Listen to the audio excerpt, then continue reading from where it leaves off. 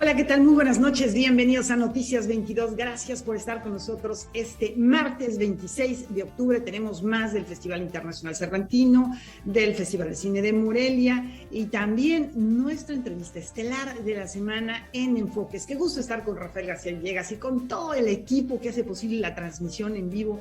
Un equipo encabezado por el señor Sergio Camun. Rafa, ¿cómo está? Muy contento de saludarte, mi querida Laura, a ti y a los amigos del auditorio este martes. Y saludo también, hola a Laura Regis, en la traducción de lenguas de seña mexicana. Y vamos a arrancar con lo que se conmemora el día de mañana, como cada 27 de octubre, el Día Mundial del Patrimonio Audiovisual, una efeméride que nos hace volver la mirada a todos esos archivos y materiales donde queda registro de la memoria colectiva de la humanidad, de la cultura, del conocimiento en general. ¿Cómo se va a celebrar en México? Vean la siguiente pieza. Este 27 de octubre será el Día Mundial del Patrimonio Audiovisual. La Secretaría de Cultura y la UNAM han organizado diferentes actividades en todo el país, pero sobre todo sirve para reflexionar sobre su conservación y difusión. Hay muchísimos, sobre todo en estos tiempos que el cine ya no es fílmico, el cine ya es digital. Entonces creo que el reto es doblemente mayor. Sabemos que una película cinematográfica puede durar casi 100 años en un soporte de poliéster, etcétera, ¿no? Sin embargo, el cine digital es tan volátil que puede perderse un disco duro en cualquier momento. Lo que hemos descubierto y lo que nos hemos dado cuenta que sí es un reto muy grande la preservación digital, pero el material que conserva más una obra cinematográfica siempre va a ser el material fílmico. IMCINE presentará un programa de 5 largometrajes y 7 cortometrajes que se podrán ver del 27 al 31 de octubre en 49 funciones de distintos estados del país y 89 en televisión nacional, gracias a la participación de la red de radiodifusoras y televisoras educativas y culturales de México, así como por Canal 22 y el Sistema Público de Radiodifusión del Estado mexicano. Tenemos una programación súper bonita, diversa e inclusiva, en la que estamos no solamente mirando hacia el cine documental, sino a los cines mutantes. Este año tenemos una programación de 5 largometrajes y 7 cortometrajes. De las películas que se seleccionaron están Dispositivo de Nila Guiz, El hombre que vio demasiado de Trisha Sif, Los rollos perdidos de Gibran Bazán, La historia negra del cine mexicano de Andrés García Franco y Rebeldía, grita el grano en el surco al agrietar la tierra para recibir los rayos del sol de Pablo Ramos. La selección la hicimos entre el grupo de promoción del cine mexicano y quisimos que todas fueran encaminadas al rescate y la reutilización del material de archivo. Es decir, que todos los cortometrajes tuvieran que ver sí con el rescate de la memoria, sí con la preservación digital, pero también cómo tenemos que hacerlo. La Cineteca Nacional proyectará 3 largometrajes y un programa de diversos materiales de corta duración, destacando Renovación de los objetos rituales de la montaña y Colette Lily jugando con niños. Estas cintas registran imágenes de un mundo en desaparición, el de los Wixárika, filmados por el cineasta norteamericano John Lilly y la etnógrafa francesa Colette Lily entre 1961 y el 2003. Así también se estrenará el cortometraje Los sucesos de José León Toral y el asesinato del general Álvaro Obregón, filmado en 1929. Por su parte, la Filmoteca de la UNAM exhibirá materiales rescatados. A través de su sitio web presentará la primera adaptación fílmica de la novela Santa de Federico Gamboa. Este material recuperado, no restaurado, es una versión proveniente de un positivo dañado en 16 milímetros y se podrá apreciar bajo el título Los sonidos de Santa, música para una película incompleta. Noticias 22, Alberto Aranda. Bueno, seguimos con información cinematográfica. Diana Bracho recibirá la medalla de la cátedra Ingmar Bergman 2020 por su destacada trayectoria en el mundo del cine, también el teatro, la televisión. La ceremonia de entrega tuvo que posponerse por la crisis sanitaria que estamos pasando, pero este reconocimiento llegará a sus manos muy próximamente. Vamos a ver más. Con una prolífica carrera que se remonta a sus primeras incursiones en el cine, a la edad de 5 años, en la película San Felipe de Jesús, bajo la dirección de Julio Bracho, su padre, la actriz Diana Bracho recibirá la medalla Cátedra Bergman 2020 que otorga la Universidad Nacional Autónoma de México a través de Difusión Cultural UNAM, entrega que había sido pospuesta por la contingencia sanitaria. No obstante, la actriz ubica el inicio formal de su carrera en 1972, con las películas El Santo Oficio, bajo la dirección de Mariana de Carvajal, y un año más tarde, en El Castillo de la Pureza, bajo la dirección de Arturo Ripstein. Diana Bracho afirma recibir la distinción con enorme satisfacción de una institución de la que no es egresada, pero con la que ha establecido un cercano vínculo. Desde que era yo presidente de la academia, yo llevé a cabo la fusión de la academia con la UNAM, ¿me entiendes? Porque yo entendía que la academia estaba muy abandonada, muy sola. Y yo pensaba, bueno, ¿por qué no nos unimos a la academia más importante del país y de muchos países, que es la UNAM, que tiene una escuela de cine, tiene el CUEC, tiene la Filmoteca de la UNAM, tiene TV UNAM, tiene la Cátedra Bergman? Es un orgullo muy profundo de pertenecer a algo que me importa mucho, que está últimamente muy golpeado, que es la UNAM, y que tenemos que defender todos a como dé lugar, porque la UNAM, caray, es una de las instituciones más importantes de este país. La carrera actoral de Diana Bracho se ha desarrollado en el cine, la televisión y el teatro, dando vida a incontables personajes y bajo la guía de directores nacionales y extranjeros. Uno de ellos, Felipe Casals, recientemente fallecido, y a quien recuerda en ocasión de este homenaje. Felipe siempre defendió eso en su cine, y entonces por eso es tan valioso, porque se atrevió, a veces cobijado por el sistema, ¿no? Muchas veces hizo cine cobijado por el sistema, pero también se aventó a hacer cosas siempre muy atrevidas, siempre hablándonos de la verdad de nuestro país, de la verdad a veces muy dolorosa, porque él siempre tenía una visión muy adolorida del país, pero una verdad que, caray, a través del arte se convierte en otra cosa, ¿no? Se sublima. Diana Bracho estudió Filosofía y Letras en Nueva York, y dentro de sus primeros acercamientos a la escena está su participación en el taller de actuación de José Luis Ibáñez entre 1970 y 1972. Probablemente una de sus vetas menos conocidas sea la escritura, en donde la poesía es una fuente central para la reflexión y creación. Un actor debe ser un poeta de alguna manera, en el sentido de que debe trabajar con metáforas, ¿entiendes? O sea, debe trabajar al servicio de la realidad, del personaje, pero siempre elevándose a metáforas. Claro, la metáfora te liga a la poesía necesariamente, ¿no? Entonces, esa es la liga que yo he encontrado entre la poesía y mi trabajo actoral. Como que entras a un mundo tuyo, desconocido, y te desnudas al escribir. O sea, es muy fuerte la experiencia de escribir. Poesía, sobre todo, ¿no? Y la actuación es otra cosa. En la actuación te desposees de ti mismo para darle todo lo que tú eres y lo que tienes a un personaje. Todo. Tu cuerpo, tus pensamientos, tus emociones, tus temores.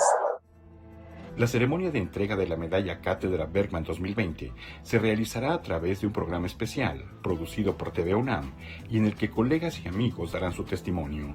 Su transmisión será el 19 de noviembre a las 7 de la noche por la señal abierta de TV UNAM, sus redes sociales, así como por el canal de YouTube de la Cátedra Bergman. Noticias 22, Víctor Gaspar.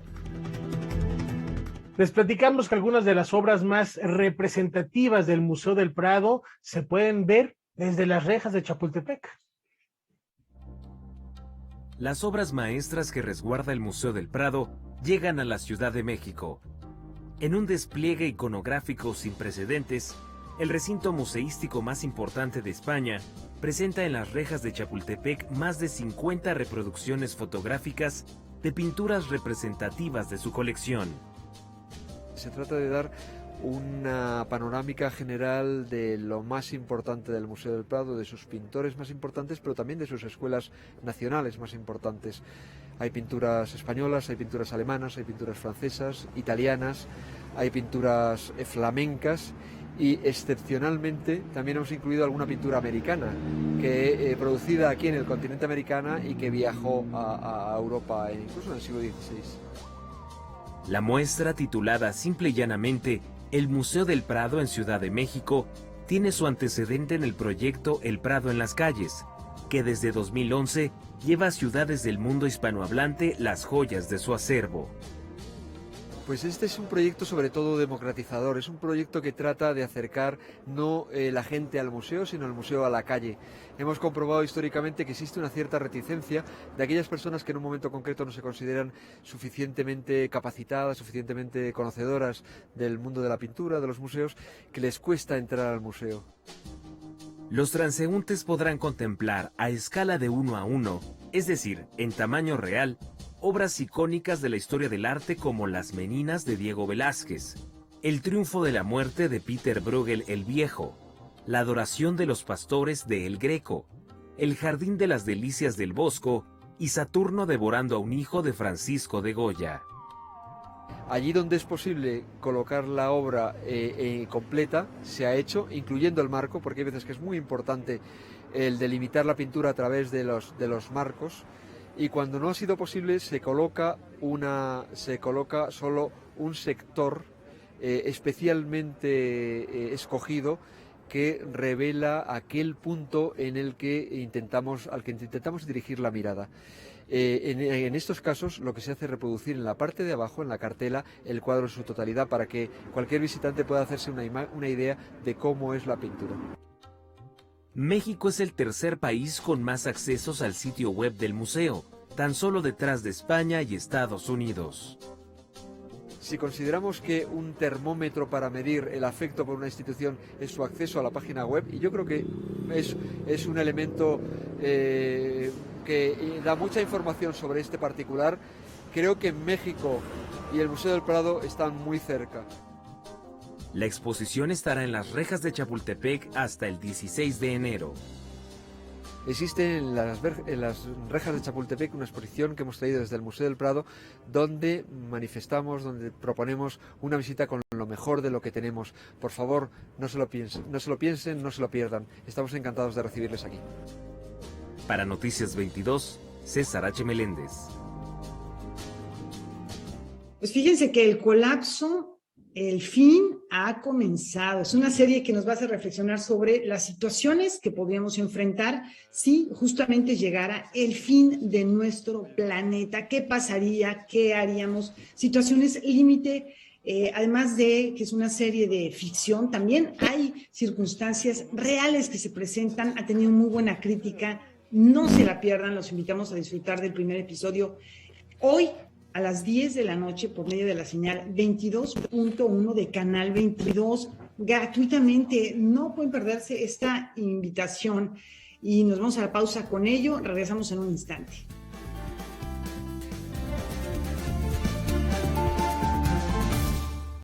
Y nos enlazamos a Guanajuato, capital, a la Fiesta del Espíritu. Karen Rivera, ¿cómo estás? Muy buenas noches. ¿Cómo se vive el Cervantino? Muy buenas noches, Rafael, muy buenas noches a todo el auditorio de Noticias 22. Qué gusto saludarlos de verdad con este cuadro que nos regala nuestro compañero Daniel Rodríguez desde Guanajuato. Y bueno, pues sí, las actividades del Festival Internacional Cervantino continúan.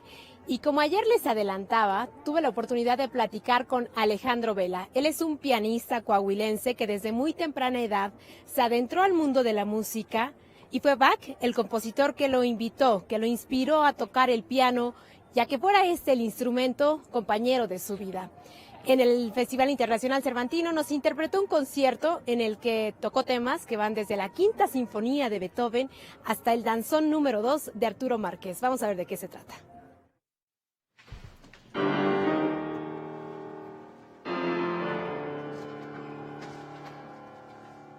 La música clásica es parte, o sea, yo siempre la toqué desde niño, desde muy joven, y la música mexicana pues también, o sea, desde siempre. Entonces creo yo que van muy juntas porque hasta lo clásico se parece a lo mexicano en muchas partes, en muchas partes de Beethoven suena muy mexicano, casi al cielito lindo. O sea, mucha música, se perciben esos ritmos. Todo empezó con la música clásica, pero fue evolucionando, que ahora la música mexicana tiene mucho de ahí, muchísimo de ahí. Los ritmos, los contrapuntos. Para mí, tocar clásico, tocar Schubert, tocar el danzón, son obras magníficas, pero también son fuegos que salen de mi propio sentir de una manera muy parecida. La espontaneidad y la emoción que surge de esta frente al piano es para Alejandro Vela un punto de encuentro entre Beethoven y Arturo Márquez. Originario de Piedras Negras, Coahuila, el pianista perfeccionó su formación artística en instituciones como el Conservatorio Juilliard School de Nueva York. Son sus visitas a países como Alemania, Hungría, Ucrania, Taiwán, Japón y Canadá, lugares donde se ha presentado, lo que le permite tender puentes entre las obras de estos compositores. Que todas tienen algo que decir, expresivas, pasión, poesía. Y todas tienen algo. Yo creo que eso tiene mucho que ver con los países, porque pues, la música no se necesita traducción. Todos sin hablar la vamos a entender. Entonces se siente, nada más se siente y se puede vivir. Y el Beethoven también tiene algo mexicano. No sé, pero no sé si, ¿verdad? Eso a lo mejor van a decir, ¿cómo? El final del segundo movimiento de la Sinfonía de Beethoven suena bastante mexicano. Esos acordes estacatos grandiosos, yo lo veo parte de mí, es parte de mi cultura. Más que un concierto, Alejandro Vela ofrece un viaje sin escalas. Así lo reflejó en el Teatro Juárez de Guanajuato, donde llevó al público a revisitar, sentir y vivir la transcripción que Franz Liszt le hizo a la Quinta Sinfonía de Beethoven en 1863, considerada inhumanamente complicada, hasta llegar al destino final, que fue el danzón número 2 de Arturo Márquez, estrenado en 1994. Todo el recorrido sin más compañía que un piano para escarbar hasta lo más profundo del alma.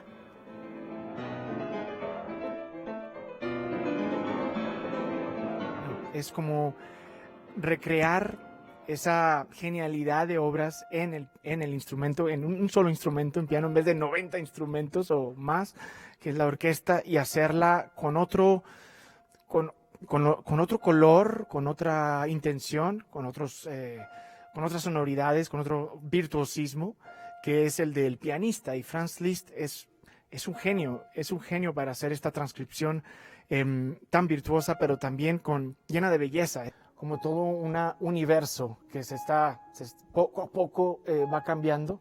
Esa transformación yo la vivo, y espero que la gente también pueda vivirla, de sentirla desde las primeras notas de la sinfonía de Beethoven hasta el final, de esa sinfonía, así como del Schubert, desde el principio hasta el final, y lo mismo con el danzón, que es eso, son los cambios, todo eso, dramatismo. Y creo yo que la música mexicana se trata de eso también. La música no está hecha así de que la música clásica nada más es para tal género ni verdad público, sino que simplemente es para todos. Y no se promueve mucho. Entonces hay que hacer eso nosotros, como la música mexicana también, darle mucho ímpetu, ¿no?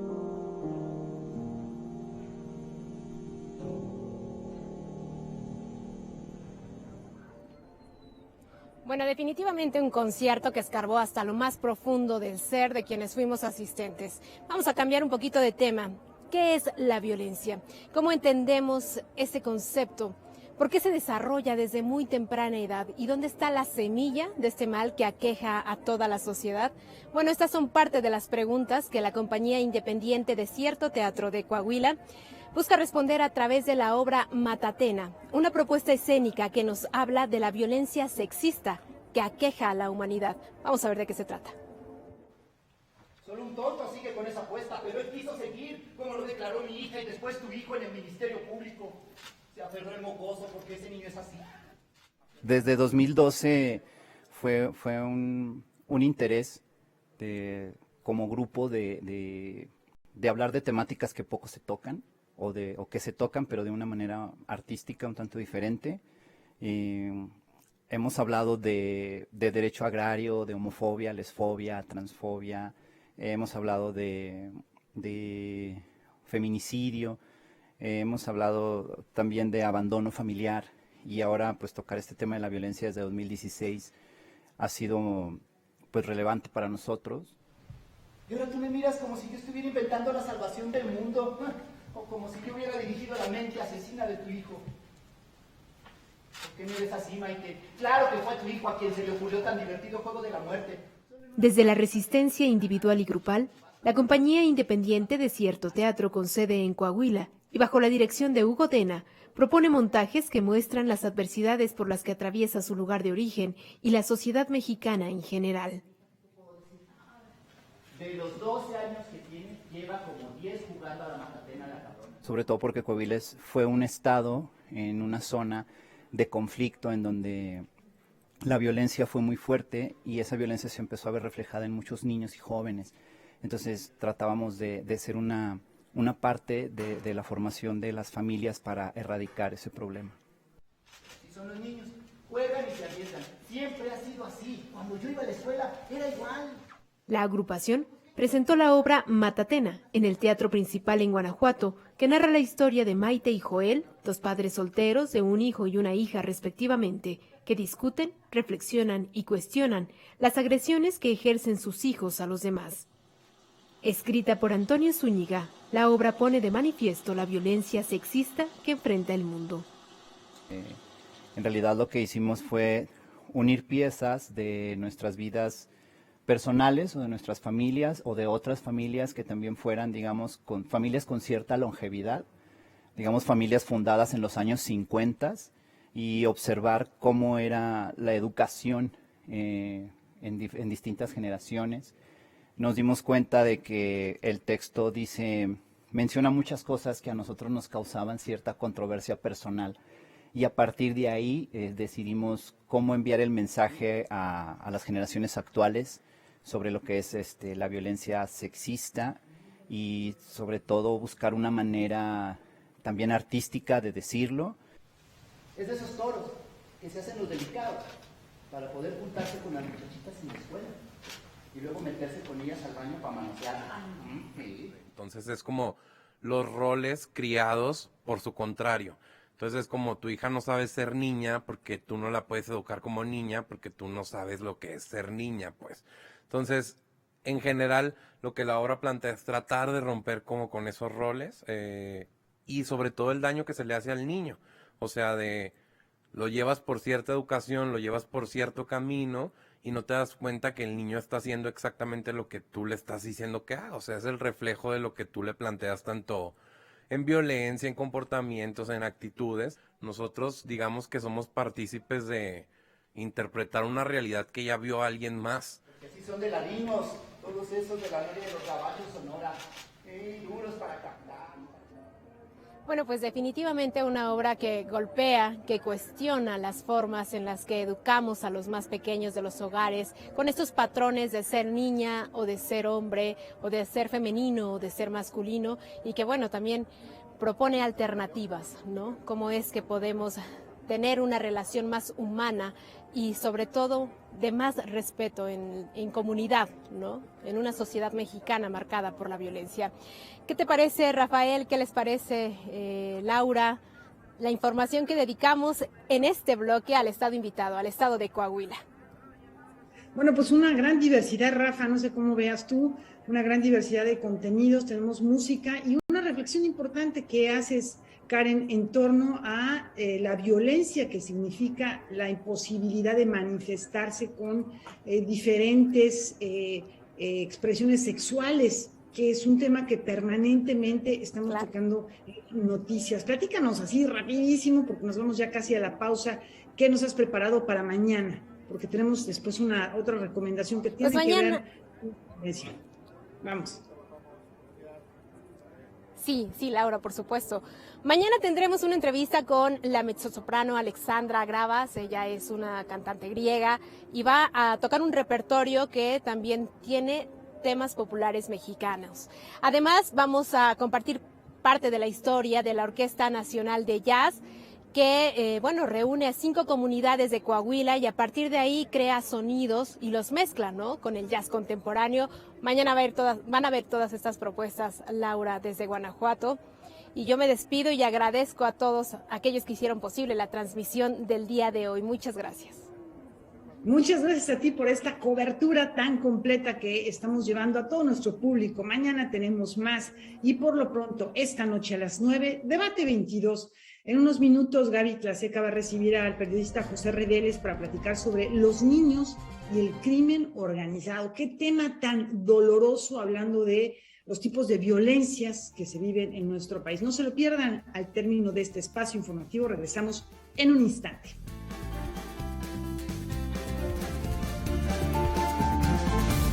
Catrinas y alebrijes amenazan con invadir el corazón de la Ciudad de México.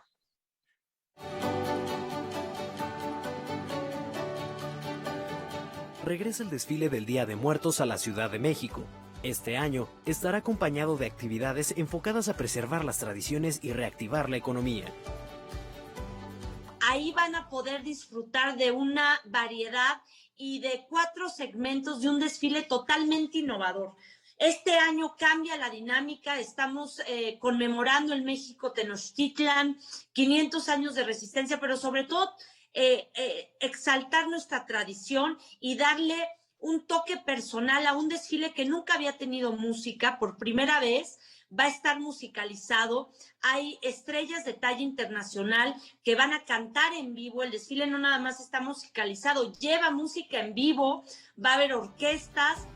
A lo largo de 5 horas, en el desfile conmemorativo participarán 10 carros alegóricos, 20 superprops, 17 alebrijes, 350 bailarines y acróbatas.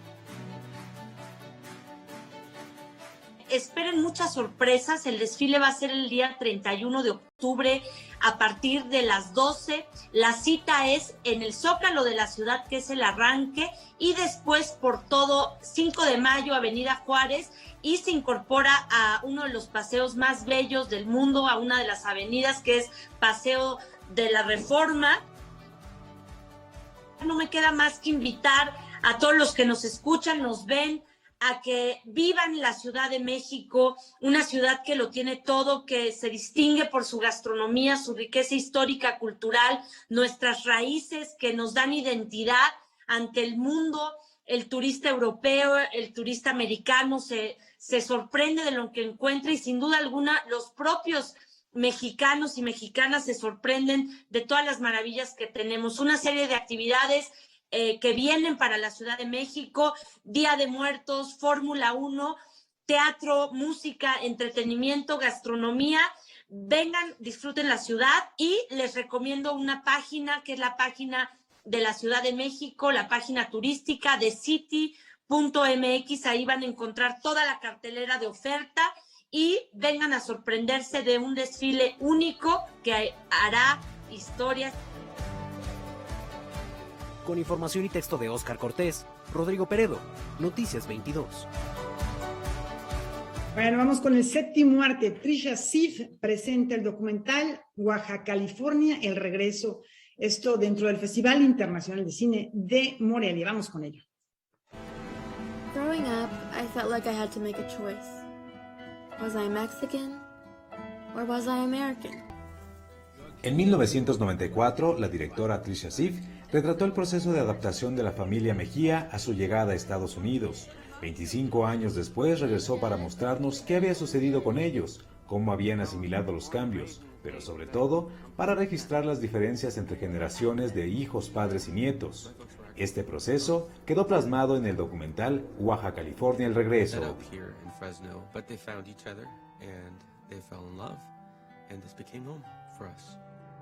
Es la historia de quién son ellos, cuál es la identidad de esta familia, y es la relación de alternidad y pertenencia, ¿no? At first, I was really proud. El filme entrelaza material del pasado y lo contrasta con el presente. Contrario a lo que sucedía en la primera parte de esta historia, ahora la familia retorna a México para conocer más sobre sus raíces y el lugar del que vienen.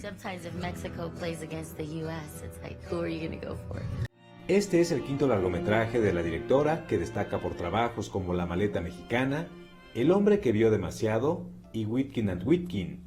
De alguna manera, todos estos documentales giran en torno al mundo de la fotografía.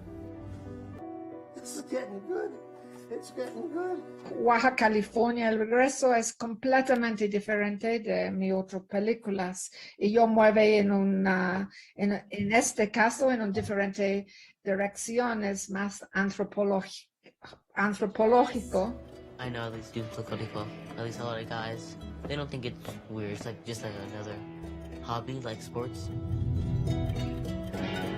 Like I always wanted. El estilo es de home movie. Nosotros incluimos fotos de los álbumes de las familias y soy pensar en otro aspecto de fotografía, obvio, muy diferente de Metinides, muy diferente de Joel Peter Witkin, pero es importante parte de fotografía, en una forma es muy diferente, pero en otro caso yo continúo con mi interés y mi obsesión con fotografía, still fotografía en relación de cine. I really need to learn Spanish. Baja California es un retrato casi único sobre la migración, en el sentido de que hay muy pocos trabajos que se han aventurado a dar seguimiento por tanto tiempo a una familia mexicana que emigró a Estados Unidos. I realize that you can't ignore who you are. Noticias 22, Julio López. Gian Cassini también va a estar en el Festival de Cine de Morelia con su documental Comala. Él no era ese. Y lo voy a decir hasta el último momento de mi vida. ¿Es verdad? Es verdad. No, tu papá no creo que haya matado por 1,500 pesos. No. No. Comala es un documental narrado en primera persona. El director Gian Cassini se sumerge en una búsqueda que terminará por revelar los secretos más oscuros que guarda su familia. Es claro que la historia tiene ciertos paralelismos con el cuento de Juan Rulfo, Pedro Páramo. Bienvenidos a Tijuana. Soy Jan, el hijo de Jimmy. La obra cumbre o quizá más representativa de la literatura mexicana. Y justamente yo cuando me reencontré con mi familia, cuando decidí hacer este proyecto, yo estaba releyendo Pedro Páramo porque yo quería hacer una ficción inicialmente con esta idea de la muerte del padre y el tema de la criminalidad.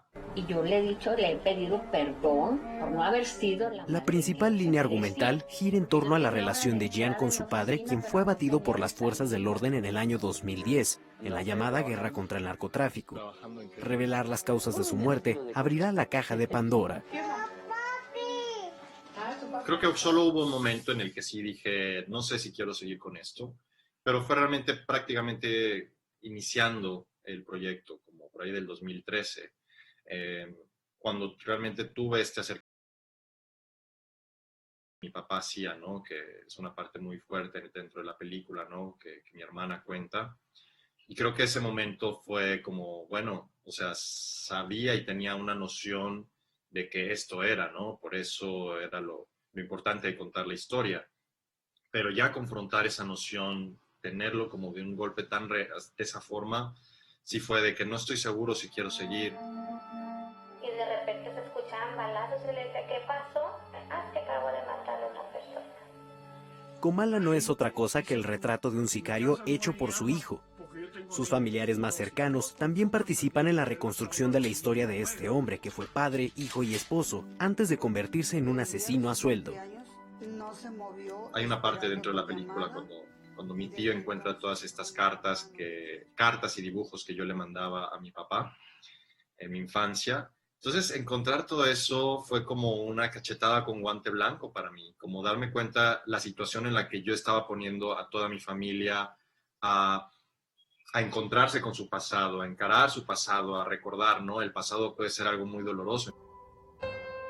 Que se arrepentía. Ni el guionista más audaz podría imaginar los giros dramáticos que tiene esta historia. El documental Comala, al igual que el cuento de Juan Rulfo, Pedro Páramo, tiene mucho de surreal.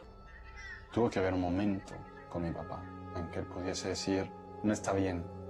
¿No crees que tal vez te quiso proteger de eso? Con información y texto de Julio López, Rodrigo Peredo, Noticias 22. Vamos a la pausa al regresar nuestra entrevista estelar de la semana en Enfoques.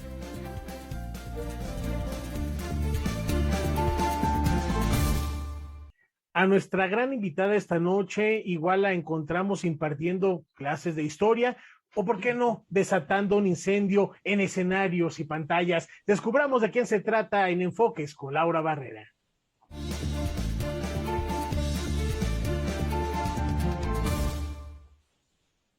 Su historia ha sido marcada por la transhumancia, la migración, la guerra, el exilio, Viena, España, Uruguay, Argentina, México. En su presente lo que encontramos es plenitud. Con una trayectoria en cine, teatro y televisión, es una de las actrices más queridas por el público y más respetadas por directores y colegas. Ganadora de numerosos reconocimientos como los premios Ariel, ha trabajado con destacados cineastas como Marcelino Islas, Gita Shifter o Sebastián Silva, directores escénicos como Julio Castillo, Héctor Mendoza, Enrique Singer. Ha participado en series como Demencia bajo la dirección de Jorge Michel Grau. También ha incursionado en la autoficción con el espectáculo Detrás de mí la noche, del que hablaremos en un momentito más, por cierto, y se ha dedicado a la producción con obras como La Casa Limpia de Sara Rull y La Mujer Justa de Sándor Márai. Ha sido integrante del elenco estable de la Compañía Nacional de Teatro. Dudo que no sepan, a estas alturas, que me refiero a la actriz Verónica Langer. Gracias, Verónica, por estos minutos para Canal 22. Qué gusto. Gracias a ti, Laura. Me siento muy honrada y muy feliz de estar aquí con ustedes. Verónica, ¿qué te parece si platicamos? Ahora mencionaba yo algunos datos de tu historia que es muy interesante. Cuéntanos muy brevemente un poquito de tu origen familiar, de ese origen histórico que tiene características singulares y que justo revelaste parte de ellas en Detrás de mí la noche, que, por cierto, forma parte de la Muestra Nacional de Teatro.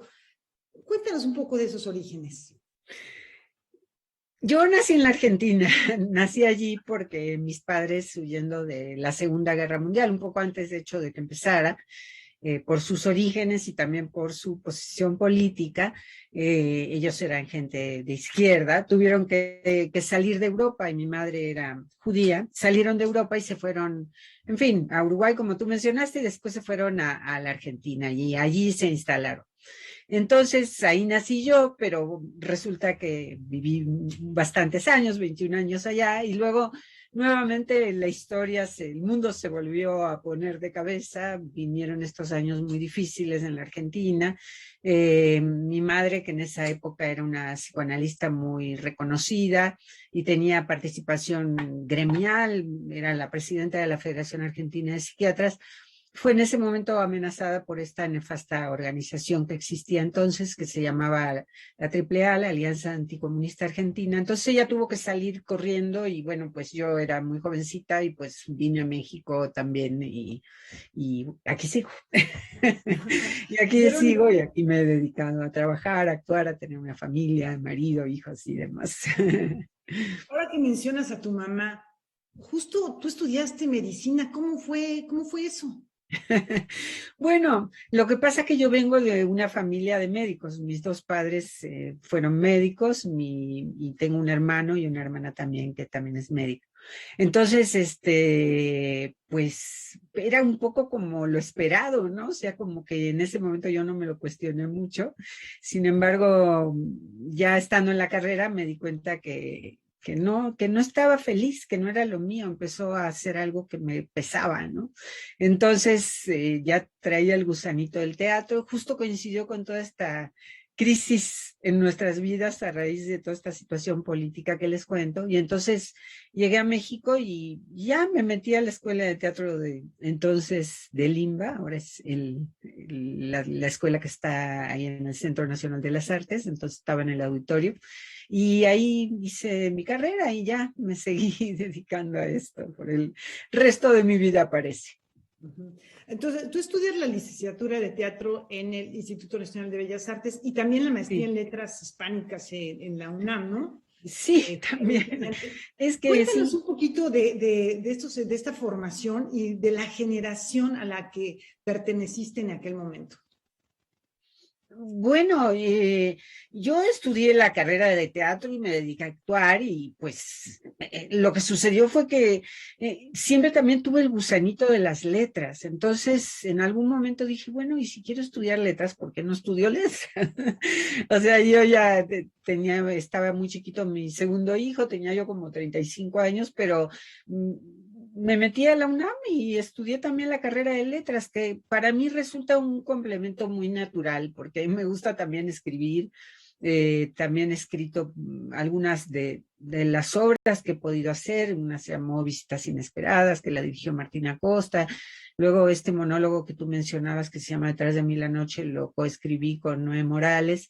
Entonces, me resultó no siento que esté separado, digamos, como que uno habla, pero, o sea, uno habla como actor, muchas veces las palabras, en fin, que ha escrito otro, pero también uno puede complementar las dos carreras, o sea, yo puedo complementar las dos carreras, y me gusta mucho. En realidad ahora estoy también bastante enfocada en la escritura. Estoy en un momento en el que, y tal vez por todo esto de la pandemia, en fin, por una serie de circunstancias, en los últimos 2 años diría, también me he concentrado mucho en la escritura. ¿La escritura dramatúrgica para teatro quieres continuar? Bueno, te voy a contar que escribí, en un principio iba a ser una obra de teatro que íbamos a hacer con David Gaitán, pero finalmente acabó siendo una novela corta que ojalá que pronto pueda ver la luz.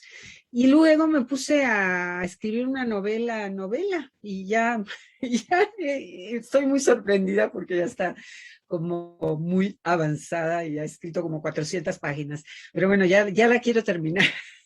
Bueno, entonces esto es una primicia, ¿no? Es una primicia para el público del Canal 22 porque no sabíamos que estabas escribiendo narrativa ya directamente.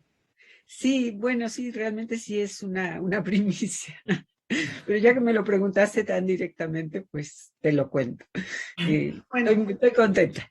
Hacemos el compromiso, si te parece bien, Verónica, que cuando tengas la novela nos la presentes aquí, por favor. Claro, me encantará, sí, ya, según yo siempre digo, ya va a ser el último capítulo, pero se sigue estirando.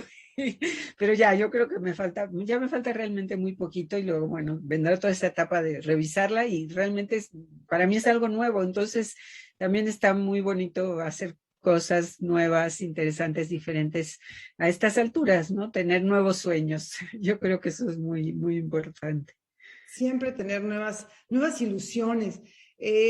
Verónica, retomando el tema de lo que mencionábamos, tu trabajo en teatro, en cine, en televisión, ¿cómo se van dando las primeras oportunidades? ¿Fue televisión, has hecho telenovela, o fue directamente en el teatro que se dieron esas primeras oportunidades que después te llevaron, me parece que al cine? Creo que eso fue después.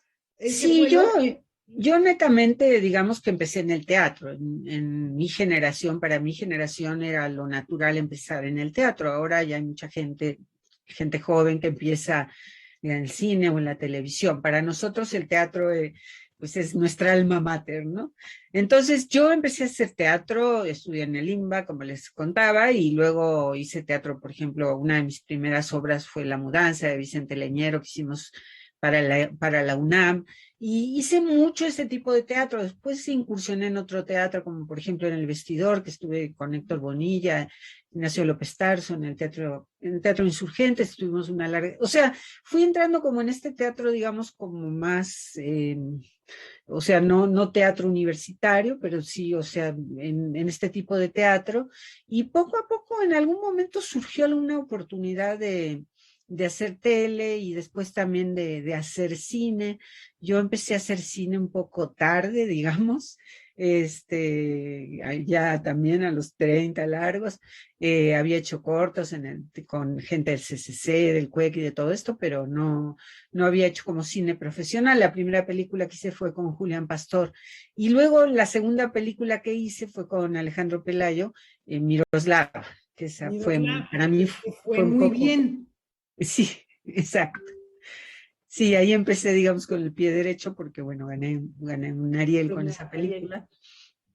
Entonces, he tenido esa fortuna de poder ir combinando el teatro, el cine, la televisión, porque la verdad es que hay compañeros que están un poquito encasillados en un medio o en otro, muchas veces no por su voluntad, ¿no?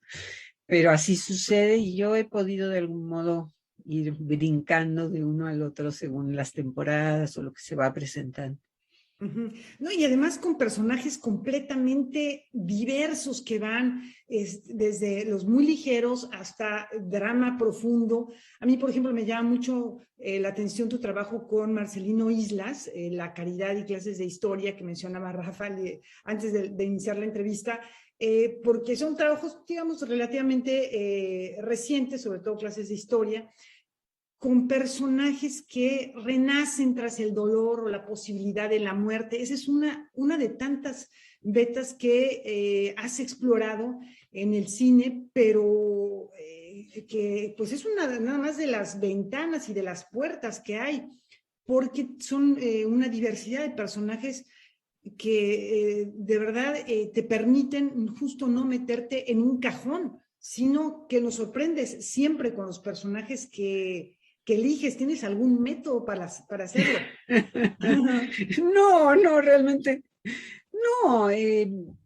Van surgiendo, o sea, bueno, hay una parte que son estos proyectos que de algún modo yo me invento, que eso sí, pues sí, de algún modo, pues obviamente busco como algo que sea de lo que yo tengo ganas de hablar, porque a veces siento que los actores estamos mucho prestando la voz a los personajes, pero bueno, ¿qué quiero decir yo, no? Entonces, pero en el otro tipo de personajes, por ejemplo, con Marcelino, él me invitó a primero trabajar en la primera película y después en clases de historia, que ya como hicimos muy buena química, me dijo, te voy a escribir una película. Y yo dije, ay, qué padre eso. Cualquier actor, actriz, creo que es un sueño que te hagan ese tipo de propuesta, ¿no? Y me divierte, también me gusta hacer comedia y me han llamado bastante para comedia, aunque yo personalmente no me siento muy graciosa, pero parece que, o sea, he hecho personajes divertidos que me han dejado mucho, y he podido hacerlo, es una fortuna, he hecho malas, he hecho buenas, he hecho víctimas, sí. Eso creo que es lo divertido y lo que agradezco de la carrera, que no estar así encasillada, porque finalmente creo que eso es lo que sueña un actor o una actriz, es meterse en la piel de muchos seres humanos, o por lo menos yo, ¿no? Los personajes ya muy encasillados, ya muy hechos, por mí incluso, pues ya como que esos no presentan mucho interés. Entonces sí, esta posibilidad de irme escurriendo me ha resultado muy, muy grata. Verónica, pues muchas gracias por esta conversación, por estos minutos para Canal 22. Estaremos muy al pendiente de Detrás de mí la noche, que ya mencionamos, forma parte de la Muestra Nacional de Teatro, una obra unipersonal en la que haces alusión a aspectos de tu vida, de tu historia familiar. Siempre termino este momento, esta charla, con preguntas inspiradas en el cuestionario Proust, que bueno, pues son, ya sabes, ¿no? Lo primero que te venga a la mente, y si me permites hacerte estas 3 preguntas, la primera sería, ¿tienes algún ritual o algún acto de buena suerte que practiques cuando inicias un proyecto o una obra? Tengo un ritual cuando voy a dar función, básicamente. Cuando voy a empezar un proyecto, no particularmente, porque es un proceso un poco más inasible, empieza como de muchos lados. Pero cuando voy a empezar, estoy preparándome para dar una función, sí tengo una serie de ejercicios y de cosas que hago, digamos, para entrar en situación. Dime, por favor, algún pequeño placer que te permitas en un día cualquiera. En un día cualquiera, pues desayunar yo sola, rico, hacerme mi cafecito, está la casa en silencio. Pues ese es un gran placer para mí. ¿Cómo no? Y finalmente, ¿hay algún viaje que hayas anhelado y aún no hayas podido hacer? Sí, Sí, me gustaría mucho ir a un pueblo que está en la República Checa, que se llama Cvikov, que era un lugar a donde iban mucho mis padres, y no he llegado hasta ahí. Ojalá que puedas hacer ese viaje, y por lo pronto, gracias por acompañarnos en este recorrido, en este periplo por tu vida. ¿Cómo ves, Rafa? Fascinante, y además emocionado de ahora también seguir no solo en el cine y en el teatro la carrera de Verónica, sino también en la literatura. Esperaremos ansiosos ese libro. Gracias, Verónica, gracias, Laura, gracias a ustedes. Gracias. Nos vemos el día de Gracias mañana. a ustedes. Buenas noches. Muy buenas noches.